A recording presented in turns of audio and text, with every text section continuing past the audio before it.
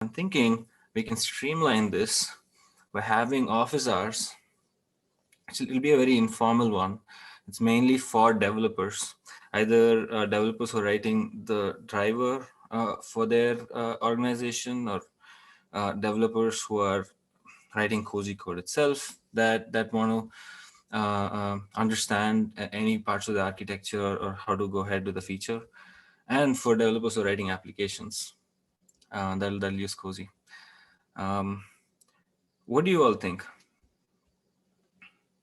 One, about this timing, that's one of them, and two is just the concept of office hours as a whole. So is it like an open Zoom meeting where you just sit there and people might show up, or is it like a Slack channel where people can come and start a Zoom meeting? Well, it's a open Zoom meeting is how I was thinking of it, and there are some people who already signed up. I mean, it would be really weird to like sit in an empty Zoom call. Well, if nobody shows up, I'm just gonna not be there for longer than say 10 minutes or something. So you mean like you would say you have to join at this time, and if no one joins within 5 minutes, we just can it? Yeah. Okay. Yeah, I was thinking like any time of the day. Well, maybe some period of the day where if you come into a Slack channel and need help, like someone will start a Zoom call at that time. I don't know. This is a more limited office hours. I've never done an office hours kind of thing, and so yeah, my main concern is like if nobody wants to use it, how do you not waste that time? So yeah, I think your idea works to say, look, you've got 5 minutes to join, and if no one joins, we'll cancel it. Yeah. So there are some people like Giannis is joining from Ireland. He's not able to be at the meetings, and 9 a.m. is the one time that works for him. That's also possible for us. So and Nicholas just said it's 7 p.m. there. So if someone from where Nicholas is at, Nicholas, are you in Denmark, or I'm sorry if I forgot. No, I'm in France or Belgium. Okay, France or Belgium. Okay. Yeah, from there No, to. Go ahead. In general, I think we should first have a channel that allows for or is more actively used for kind of asynchronous communication, because that is the easiest way to basically reach everyone around the globe, no matter which time zone they are in. And only have, because we already have 2 calls a week, only, even though those are not necessarily for the target audience you just described, but still, and only add that when there's like a concrete need. Yeah, that's how I would go about it too. So we already have a Slack channel. Even with that, I think the project is really early, but we have interest coming in from different vendors. I'm just looking at it as a way to enable them. Maybe we could do it like this. We could try it for a few weeks, and participation. I don't expect everyone to be there. It's more like it's really for people who are writing code, and if really nobody's participating, it'll slowly taper out by itself. But the point about like no matter when you schedule it, you're excluding some time zones is a good point. Like I would want to solve the asynchronous communication problem first, and then we already have that though, right? Like with the Slack channel. Is the Slack channel aimed at like developers in the sense of people who want to write drivers, not people who want to contribute to the Cozy project? It's not aimed specifically at anyone. It's more of a open one. Yeah, I mean, used right now. Okay, well, that seems like an argument to say, hey, like, please bring your questions to the Slack channel. We'll try to answer them asynchronously within 24 hours, and make an. Of course, we'd have to make an effort to look for those questions in the channel and not miss them. But then, if someone like needed a more high bandwidth discussion on a topic, like scheduling a one-off at a time that's convenient for everyone involved might be a way to reach more time zones. Well, that's what I've been doing for the past few weeks. And it hasn't been good enough? It's just the number of calls I'm doing are increasing. Yeah, so it's not scaling for you, Sid, to sort Yeah. of kind of repeating the same thing to different developers. Okay. So it sounds like we need some documentation for That too. startup on a developer. Here's how you get started. And I know we probably have some right now, but maybe it needs to be improved. And then more sorry. detail-oriented, rather than basic kind of questions. Just thinking out loud.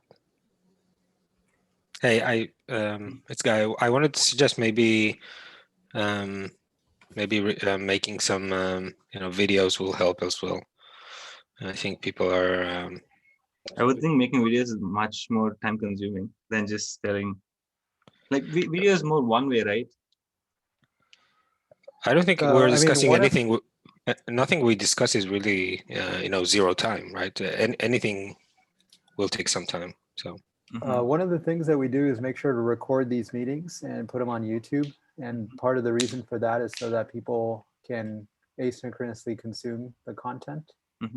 Is that insufficient? Are people actually doing that?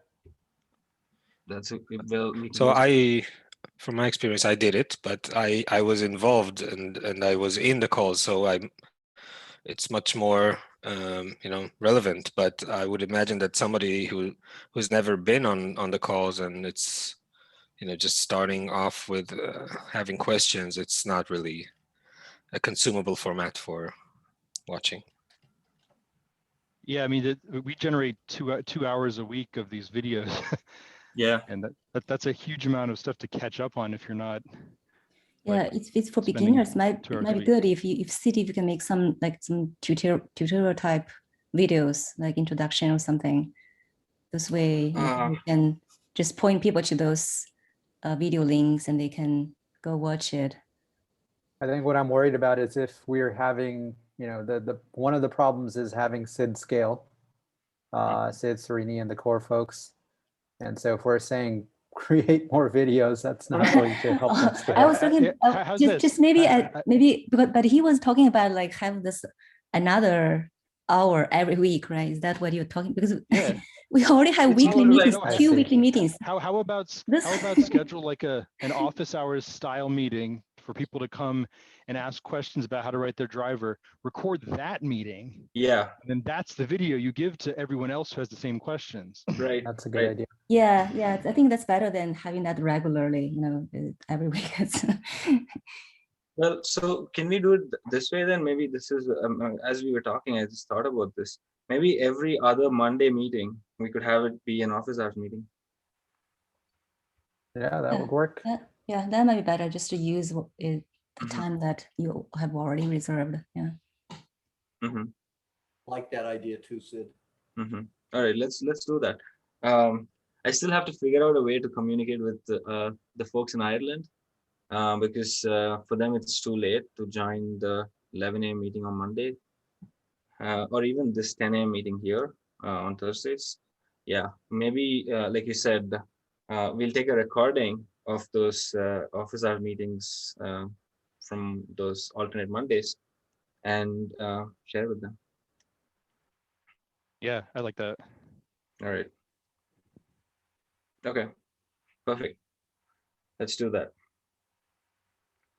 Okay, so now that that's out of the way, last week we were talking about API review, and one of the concerns that, or one of the design proposals that we didn't have enough time to finish talking about was what Jeff brought up. So Jeff, do you want to share your screen and talk about it, or how do you want to go about it? Jeff? I'm sorry, I was unmuted and I was asking Xing a question. Xing, do I need to be a co-host to share my screen? Oh, you need to share. Okay, yeah, sure. Let me. Yeah, it's a lot better when you're unmuted. Okay. Yeah. Can All right, you let share? me Okay. try now. Okay. Let me know if you can hear me and if you can see my screen here. It's a diagram. Yeah, we can see it. You guys hear me? Because sometimes I get an echo. Okay. Well, so, you know, Sid and some of us have been talking about, you know, maybe there's a tweak we could make to the API that would be good to do sooner rather than later. The motivation for me personally, at least, was not liking the cloning of bees in brownfield. And maybe down the road it's automated cloning somehow, but at least initially it's a manual cloning done by the admin for every brownfield. And the other part I don't like about the brownfield has been a bucket request is needed and a BAR, but all you really want to do is access the bucket. Why do you need two of these resources? The third thing that I'm not, you know, happy about is the abstraction in our current design, and that we have multiple buckets instances representing a single backend bucket, physical bucket. So these were thoughts that have been percolating in my head for quite a while, and I got some time and drew this diagram that you see. The left side of this diagram is exactly what we have now. You can share a bucket within a namespace. BARs reference a common BR all in the same namespace. That BR references a backend bucket abstraction, which references or abstracts a backend bucket. And that's what we have today. So the new design doesn't change sharing within a namespace, but where it differs is sharing across namespaces. Our current design involves the cloning of the bee, as you're familiar with, and to share a bucket across namespaces, you need the BR pointing to that bee. So you have to figure out the name of the bee. You have create a BR that points to the bee, then you create a BAR that points to your BR, and now you can share across namespaces. That's today. So this idea here is to make that simpler.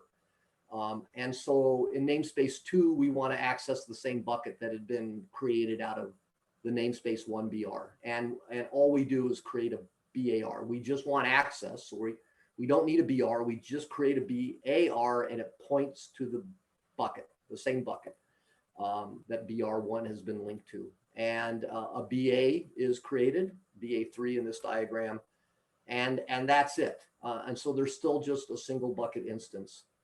In consideration of design, Ben and some others have brought up, you know, the deletion workflow. What happens if you delete namespace 1, for instance? What happens to the bucket? BAR3 might still exist. A workload might exist, but you've deleted BR1. So, you know, we've discussed these workflows, and we believe we have solutions which I can go into, or Sid can. Another criticism or comment has been that this is not symmetric. The current design, it's very neat and tidy. You have a BR, a BAR, a BA, and a B, and they're all present for every access. And so you have this symmetry, and this design in namespace 2, you can see it doesn't look like namespace 1. So it's potentially more confusing up front. I don't know how many people agree with that, but I want to get that out there, that has been mentioned. And I'm just going to follow up and just show you what in our view, or at least my view, are some benefits of this approach. I wrote easier for the user. I should have also said easier for the admin, in that you're not cloning bees. Maybe I say that. I haven't looked at this for a little bit. Anyway, I guess you can ignore mutations. I think those are going to be fairly limited initially, but if you think about mutations down the road, and you're going to mutate a B, you know, which one do you mutate? We've talked about having the concept of the original B and the clone Bs through an annotation or something. But mutations seem a little ugly when you have multiple Bs out there for the same backend bucket. And how do you keep them in sync? Do you keep them in sync? Do you not worry about that? A single B makes mutation, if once we get there, I think much more intuitive. Anyway, that's it in a nutshell. Sid and I can take any questions if you have them. I guess we're looking for some input, because if this looks appealing, obviously we would like to get this documented and have the API review be on these slight changes rather than what we currently have. And if this doesn't look appealing, then we can drop it. Hey, so there's one concern that I just thought of that I didn't realize when we spoke last time. Or you know, a better way to put it, I would say, the user experience is going to be different if it's greenfield versus brownfield. Where in greenfield, they can just point their application to point to BAR. Well, no, they would point their BAR to point to the BR, and in case of brownfield, they would point their BR to the B. Right, that's the geometry comment I made. Right. Mm-hmm. Yep, I agree. Yeah. With that. And Yeah. So that there's imperfections, of course, in this proposal as well. That's clearly one of them. Now, one more thing I can think of is, does this affect portability in any sense? I thought about that, and I couldn't come up with a case where it did. I don't think there's a difference in app portability across clusters. Well, for greenfield app portability, no, because you wouldn't use this mechanism. Mm-hmm. And for brownfield, you've always needed someone to create a non-namespaced object to point to the bucket for you, Yes. both in the old model and in this model. Yes. I guess so. If it was the very first app to point to a given brownfield bucket, you would still create the BR, or could you just have no BRs and just create the bucket and a BAR and start using it? What would you do? Well, sorry, was that a question? Like, yeah, I'm realizing that, you know, for a brownfield use case, you actually need 0 BRs, right? mm-hmm. You have the admin create the bucket because it's a non-namespaced object and he has to do it to point to the real bucket or some controller acting on the admin's behalf. And at that point, you start creating BARs and pods, and there is no BR, and it would work. Yeah. Based on what you, and is that what we would desire to support a use case where there's no BRs? There's just a bucket. I think that's I actually like. Go ahead, Jeff. I'm sorry. Okay. So BRs are for creating a bucket. It's a request for a new bucket, right? Yeah. And it references a bucket class. And bucket class gives you some more information about what the bucket should look like and who the driver is and so forth. And access, you know, I don't need any of that. I mean, I just want access to the bucket. And I go through a bucket access class, of course. That's still, the classes aren't drawn in here, but they still exist. And that defines some properties of my access. Allowed namespace still exists in the B. That's not removed, so I still have to pass that criteria. And yeah, I think, Ben, you don't need any BARs in a full brownfield. Okay, so you sort of touched on what my next objection was going to be, which is, how do you control access in this world? Because what it appears is that any user in a namespace who can guess the name of the bucket can construct a BAR and point to the bucket, and we still have the concept of allowed namespaces. Yeah, but right. So is that the only thing stopping somebody from obtaining access to a bucket? Is that allowed namespaces? Would as well, and I'm sorry, I didn't hear that. Yeah. Could you repeat that? B still has the allowed namespaces field. Yeah.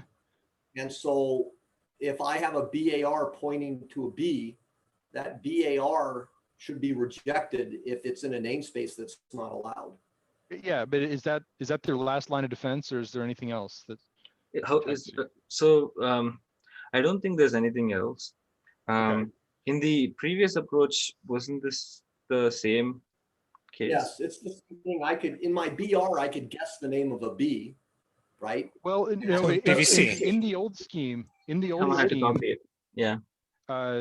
Like if you guess the name of a bucket that was in use, you would fail to bind to it. Somebody would have to create a new bucket in order for your BR to bind to it, which means an admin would definitely be involved in the creation of or importation of the bucket into your namespace. Now Yeah. we have a self-service way to just obtain access to a bucket with no admin helping you.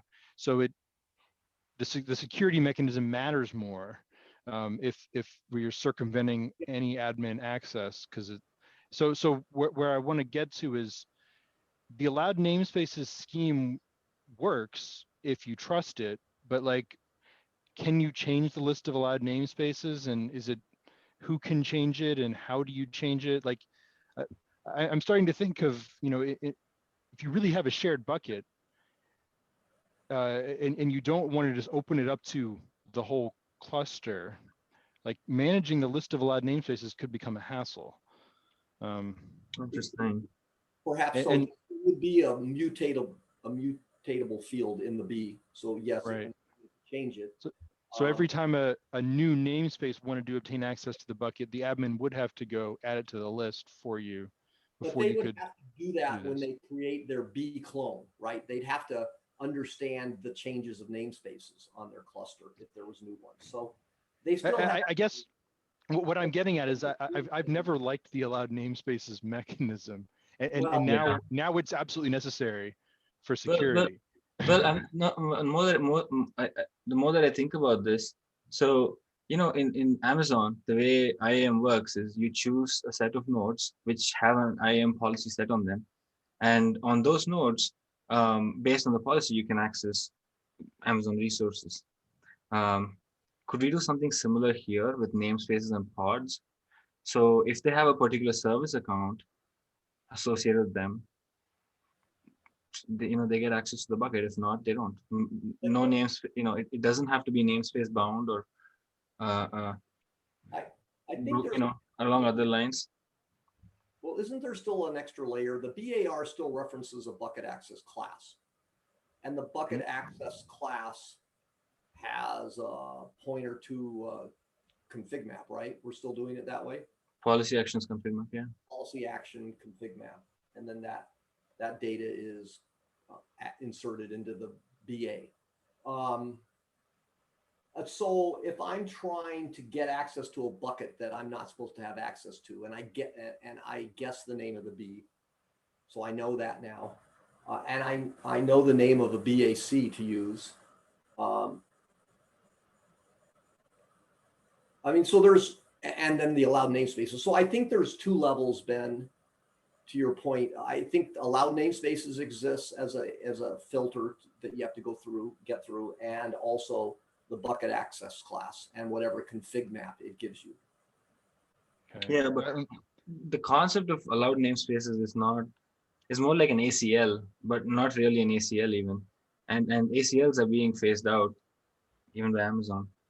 I would like a more fine-grained approach, but we can't do per bucket access control using just RBAC. So, we need something better. I think is that what you're trying to say, Ben? Well, I guess I'm just trying to think of, in the real world, what's going to happen. Like, first of all, can allowed namespaces be like a wildcard? Is that valid? Every No. namespace?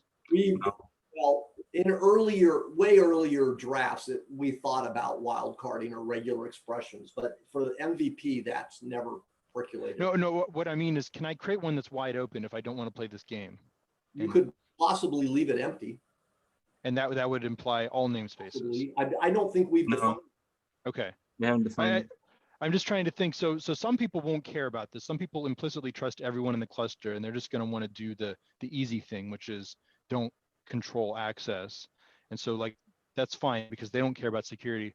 For someone who did care about security, yeah, they would they probably on a one-by-one basis add the namespaces that they wanted to have access to, and that would just become part of the workflow involved with exposing a bucket to a new namespace as well. You have to first you go edit the B to add the namespace, then you give him the name of the B so he can create his BAR, and you're done, and he can do the rest himself. And then when you want to decommission it, I don't know what you do. Can you remove the namespace when a BAR already is bound to it? Like, can you reverse that process to revoke access? Yeah, Or that's once possible. Yeah, no, we've already talked about this because revoking access is simply just either invalidating the credentials or just pulling the, yeah, it's invalidating the credentials, and the revoke access is a defined call in our gRPC spec. Right, but like what the admin is going to do is he's going to kubectl edit bucket, my bucket, and just delete a line from the list of allowed namespaces, right? And so some controller will see the bucket changed, the namespaces got smaller, and have to do something. What will it do? Will it go find all of the BARs in the namespace that just got removed and like change them somehow, or? So there's always going to be a reference from the B to the BAR, because the bucket needs to know who are all accessing it when it needs to, go away. It needs to delete them or wait for them to finish running. So the list of references is going to be there. Okay. Yes. So Ben, again, are we really making it more insecure simply because it's, admin is not involved in this? No. Well, I mean, like anytime you create a self-service model instead of an admin controlled model, like it becomes easier to perform attacks, right? Like that should be obvious. And so in the old model, the security mechanisms didn't matter as much because you could always fall back to, well, the admin just didn't give him access. If it's self-service, then the security mechanism matters more. But more than that, I'm just worried about what are people going to do on a day-to-day basis here? And I just wanted to think through how do you expand access and how do you contract access? So that the expansion doesn't sound too bad, right? Admin's still involved. You want that. Yeah. We'd have to be careful in that anyone who has write access to buckets implicitly can perform this security operation, which means that any controller that mutates buckets also has a security function sort of implicitly included in it. Or at least an attacker who can attack that controller can also attack your security mechanism. That's in this whole general cozy proposal. That's a true statement. Yeah. We need a way to contract access, like Ben's saying, and also expand for namespaces that haven't been created yet. And also, with the current model, we can't restrict it within a namespace. So for instance, some apps are allowed to get access to the bucket, but not others. We couldn't do that right now. Okay, so I mean, overall, I like this. I feel like it just needs some soak time because it's a new idea, and in the past we haven't realized the problems with our new ideas for a couple of weeks. Right. But I have a good feeling about this, and I agree with everything you said, Jeff, about the grossness of the existing proposal and how this feels like an improvement to that. I have this bad feeling, like I always do, that changing it is going to open a can of worms that we don't see yet. Ben, I like your observations. I hadn't made the connection that this was getting us a little closer to a self-service model. I see that as a plus, but you're right. Then the next obvious thing is you have to make sure that there's security in a self-service model. The users can't, do things they're not allowed to do. I agree with your comments on allowed namespaces. It's just we haven't really come up with anything better yet. But it's always been a little bit of a area I was uncomfortable with, mainly because I don't see it in other Kubernetes. I don't see it used. Yeah, that was the first reason I didn't like it, was just because I've never seen it before, and that tells me anyone else who's looked at it decided not to do it, or else no one's thought of it. Well, it's likely the former, but yes. Yeah. And it seems like something you would think about, but it's probably been rejected. Assad, Yeah. maybe you have input on that. Sorry, I was not following. What was the It's just comment? we're talking about allowed namespaces. This list of namespaces that are allowed to do something, right? Allowed to create a BR or a BAR. Mhm. And Ben is saying feels a little uncomfortable with that concept. I agree with him. I do too. And my reason is because I don't see it anywhere else in Kubernetes. And Ben said, well, maybe that's because it's been thought of but rejected. And then I asked you, Saad, if you're aware of examples where this idea has been, where a list of namespaces has been used as some sort of security mechanism but it's been rejected. Yeah, not as far as I can recall. I think it's been brought up, but it's been unnecessary, is my understanding so far. I thought that not gateway, necessarily that it was rejected. I thought that gateway API thing actually has something like that. Has that allow namespaces I can check. But it's different. Like this model, for brown field and green field, this is very different, right? For I think the gateway model, you always have like two objects. I think it's just use the allow namespace is kind of a differentiator. It's not like for brown field, you only don't really need a BR. So I see that's the difference from this. But should we be focusing on namespaces here rather than what a particular user service account entity can do? In which case, something like what's used in the pod security, what is it again, pod security policy, could be used where you look at RBAC stuff. Well, I think the namespace is the right granularity for control, because once the object is in a namespace, any pod in that namespace can bind to it.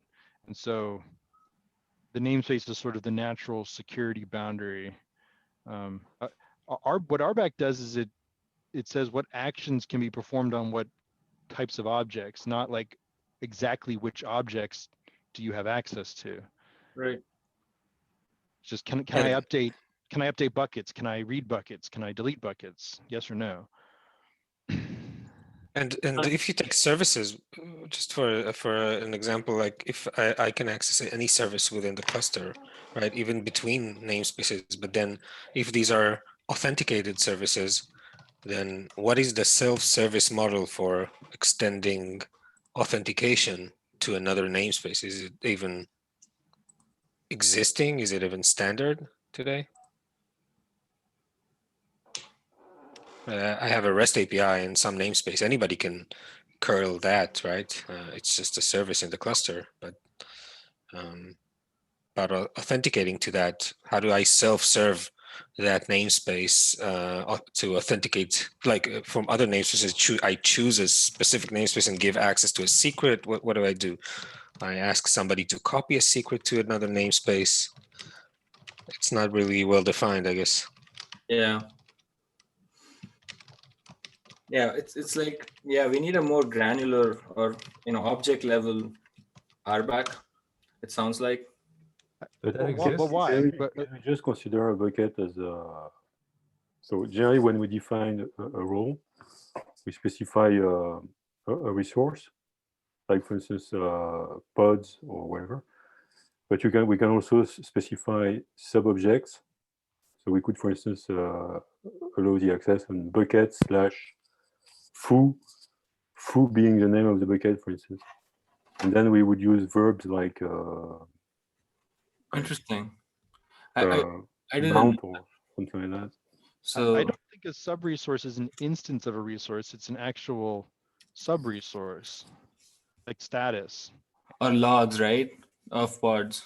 Or logs. Yeah, I mean, you have these sub-resources, but it's not the name of an object. It is a sub-resource that every object of that type has.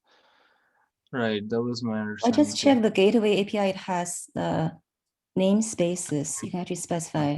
It does? Yeah, namespaces. Well, that's a model we can follow then. Thank you, Shing, for checking that. Yeah, thank you, Shing.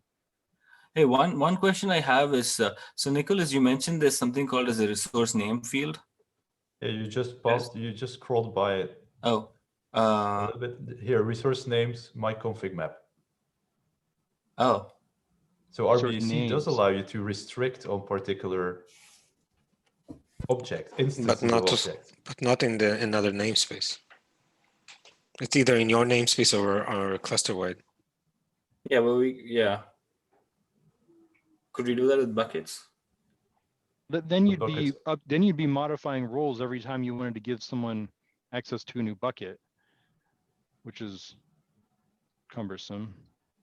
No, but if you don't care, you can just define a role like bucket access, which has access to all buckets, and you grant your users.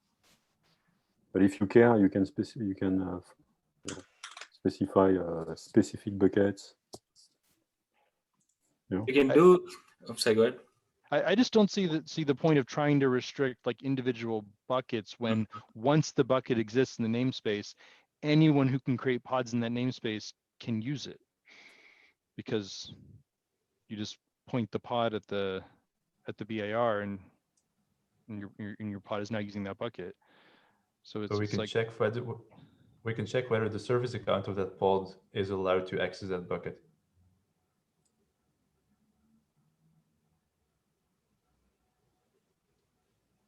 two layers of security then. It has to be in the same namespace and it has to have RBAC. Like that seems like it's something that's easy to screw up.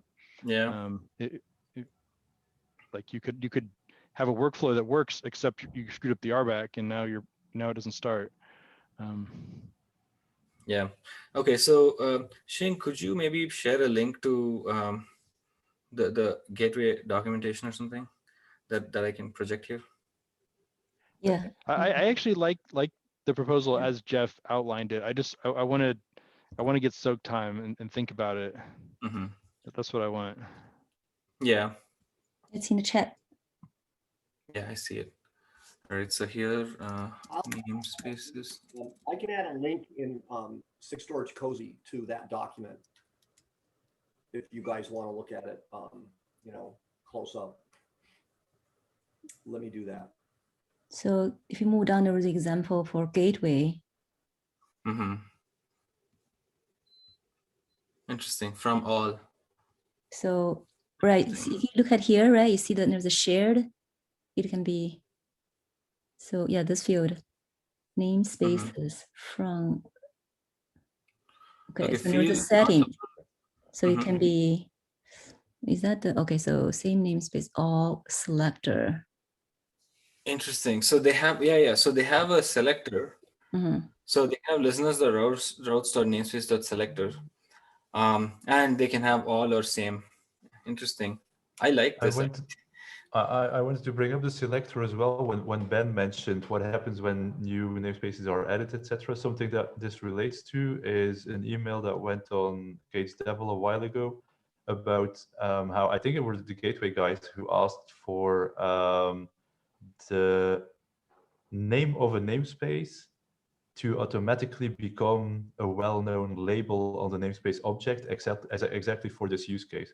So instead of listing namespaces, you list label selectors for namespaces, and one of the labels you can select on is this name label of the namespace that is created by some controller automatically.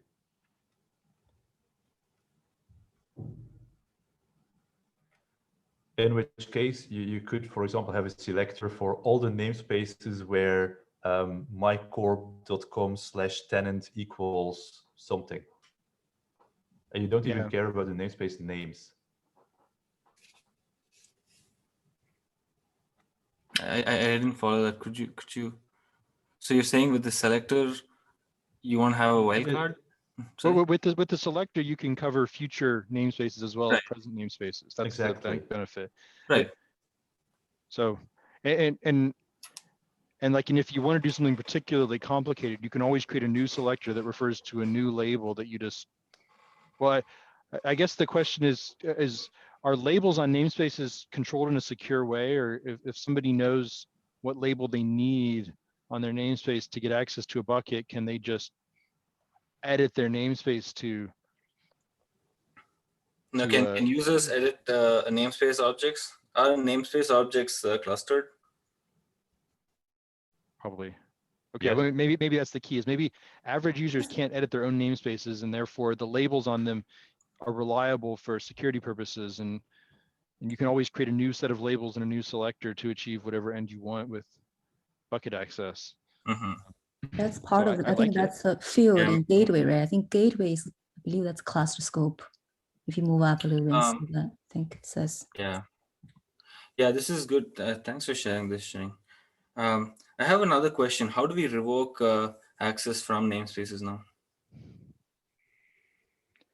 Well, you would, in this model, you would probably edit the label of the namespace so they no longer match the selector.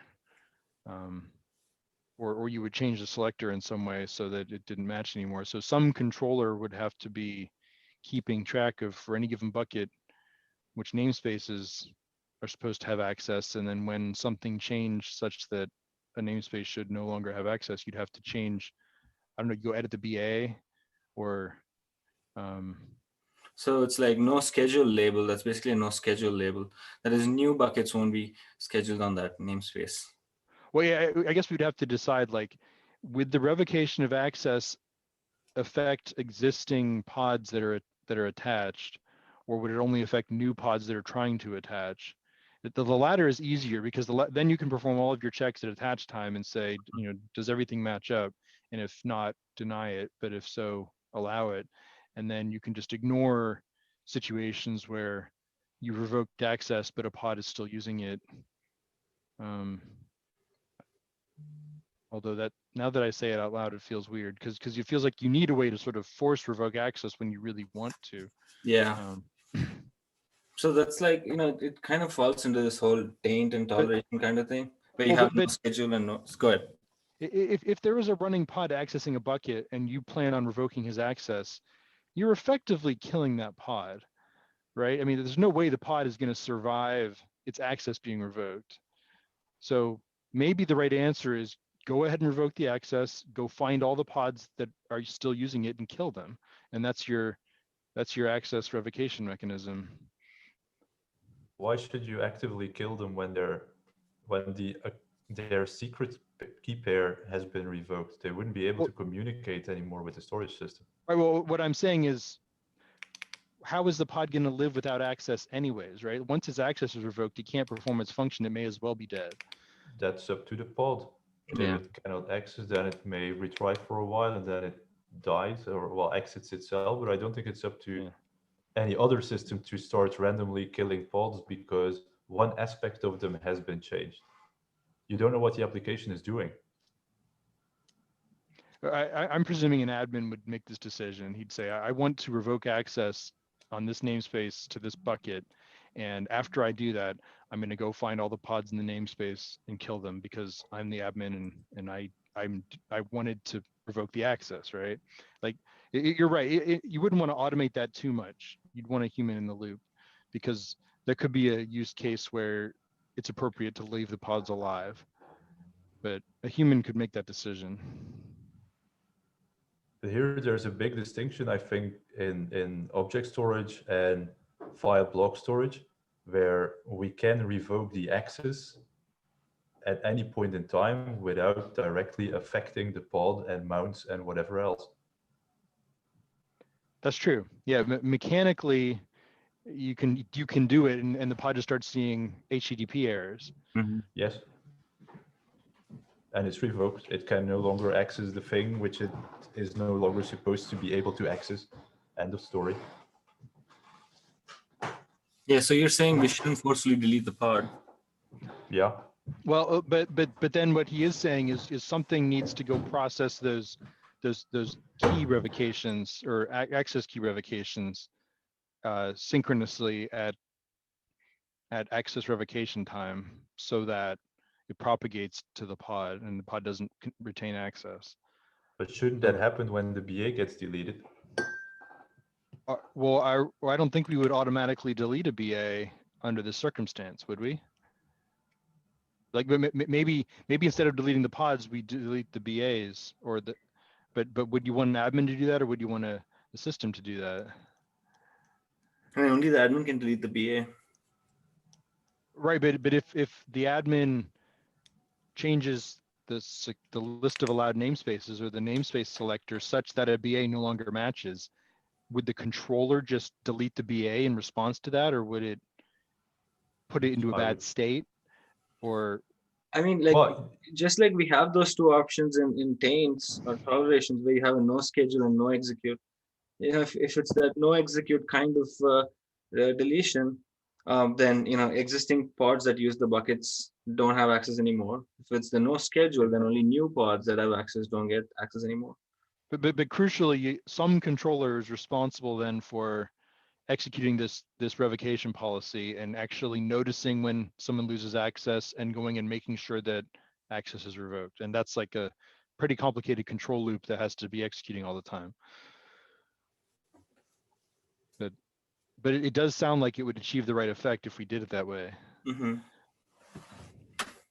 Is there an So, option to go ahead. simplify this, make changes like, is it possible that changes to allowed namespaces are a point forward concept and they're not retroactive? It's just from there on, these are the namespaces. Yeah, so from that this was point my on, and opening bid, and then you could say, well, if as the admin you not only wanted to revoke the access, but you also, or you not only wanted to prevent new pods from accessing it, but you wanted existing pods to lose access to it, then you could instruct the admin, go delete the relevant BAs, and then those pods will lose access. And Yes. leave it as an exercise to the admin to figure out which BAs he wants to delete.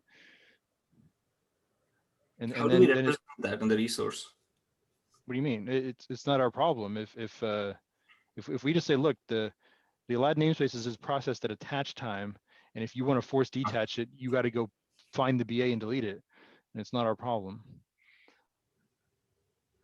Then you don't need a control loop. Then you just need a checker that checks it at attach time. That's true. You won't need a control loop at that point. So, a forced revocation is still possible, but it's only by the admin. They have to go take the BA out. That's what you're saying. Yeah, if we're okay with that, it simplifies the implementation. It sounds fine. Like, we're not really restricting them too much, and a forced revocation is an extreme step. So having it be manual is good.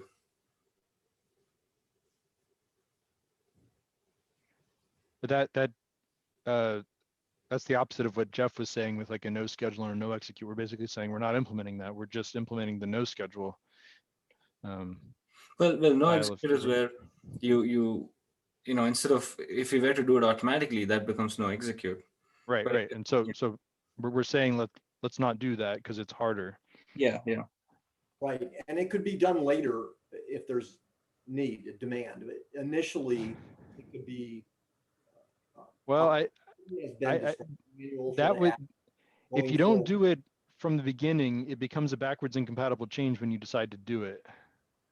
So it's dangerous. Like you flag then probably. No, I don't know if we should do it. Like, I think I agree with your original suggestion, Ben and Jeff. If someone wants to take that extreme step of revoking credentials, then the admin would have to do it manually. We won't do it. We only do it during attach time, like you said. I think that's fair enough. Because the risk of doing it automatically means the admin might delete buckets from workloads or data from workloads that needed it. And the other is, I don't know how we're going to represent that in the API object, saying if I remove this namespace or this selector from this namespace, then buckets are deleted. But from another namespace, sorry, the bucket access are deleted, and another namespace they're not. How would you represent that?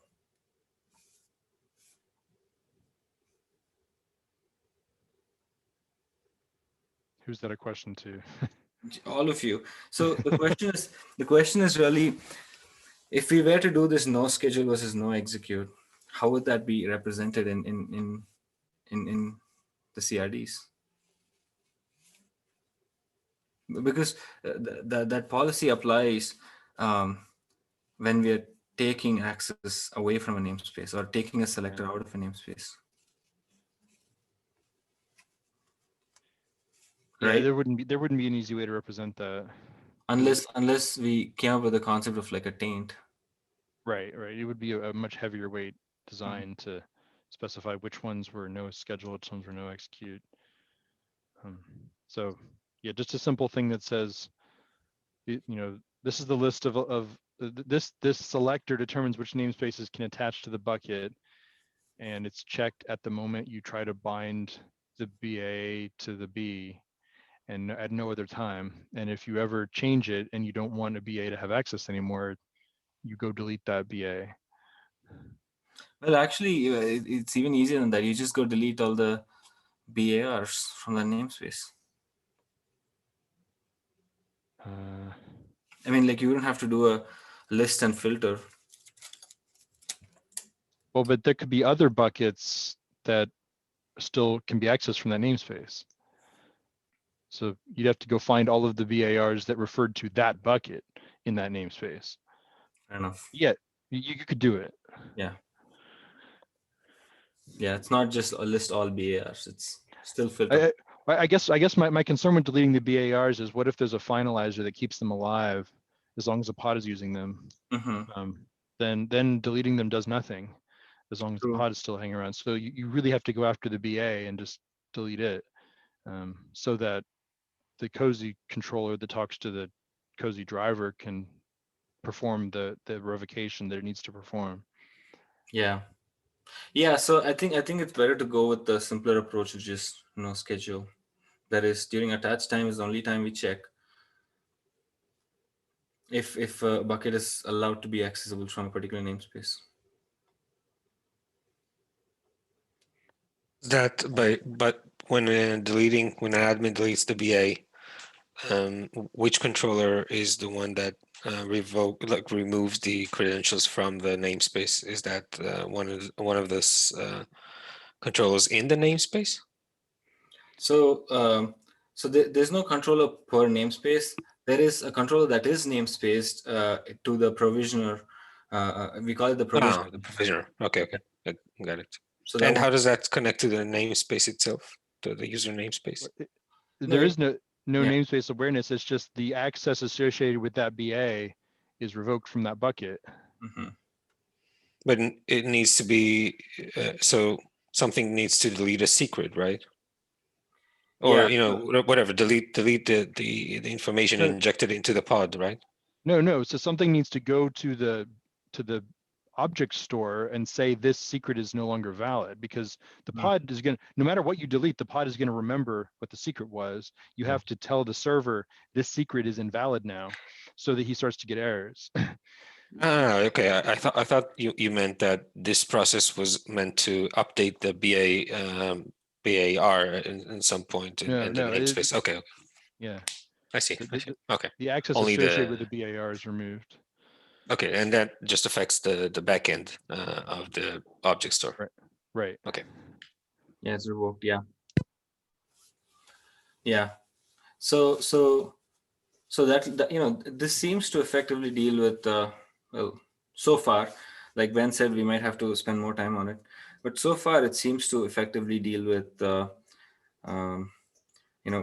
privilege or bucket access restriction and expansion, where we can do a select all, like here. I don't know if the concept of same namespace applies to us.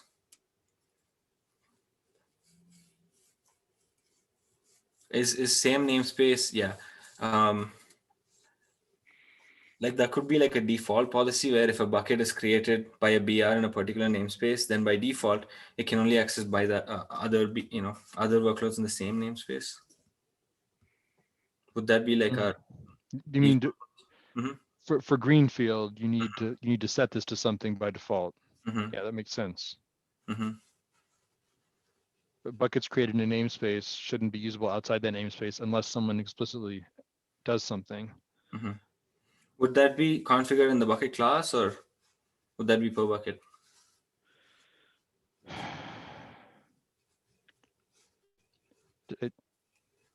It depends, yeah, how customizable you want it to be, I guess. Yeah. Yeah, we're actually out of time. I think this is a very good discussion. Let's continue this discussion on Monday. We can Is Monday going to be an office hours day? This coming Monday? Or no? Maybe not this one. Yeah, maybe not this one, because we'll get through this first. Yeah, we'll start with the next Monday. I mean, the Monday after next week. And on a Monday we'll flush this one out, the whole namespaces and the rest of this design.